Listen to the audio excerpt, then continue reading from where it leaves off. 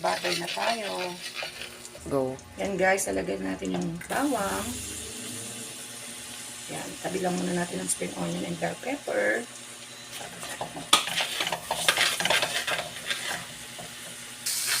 Yan lang. Santayin natin siya mag-golden brown. Pag golden brown yung siya, saka natin ilalagay ang tahong.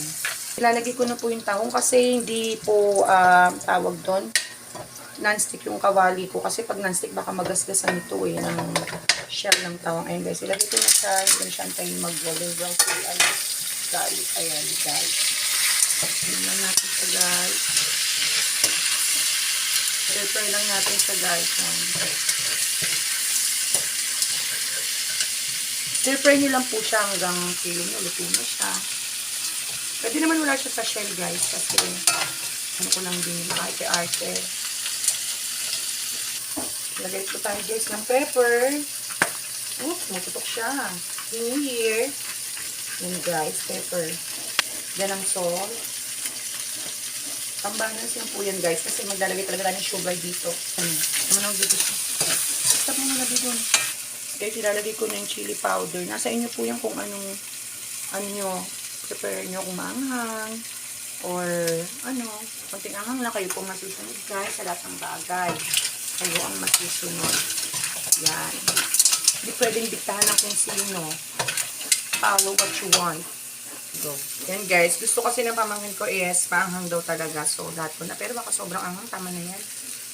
So, yan guys, nalagyan na tayo ng sugar. Kayo pa rin ang masusunod kung anong preference ang gusto nyo na lasa. Kung more sweet, more sugar.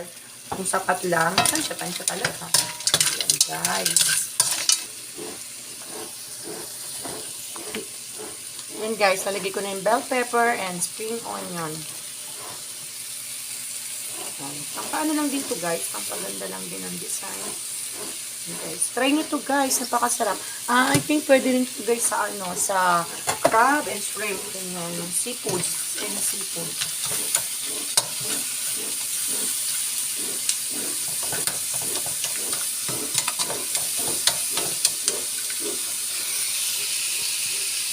Yan po guys, ganyan po siya guys. Ang sarap po niya, so itry nyo po to guys, napakasarap. Yan, super yummy. Thank you po for watching. Hope you like this video. Naiibang recipe po to guys. Ayan.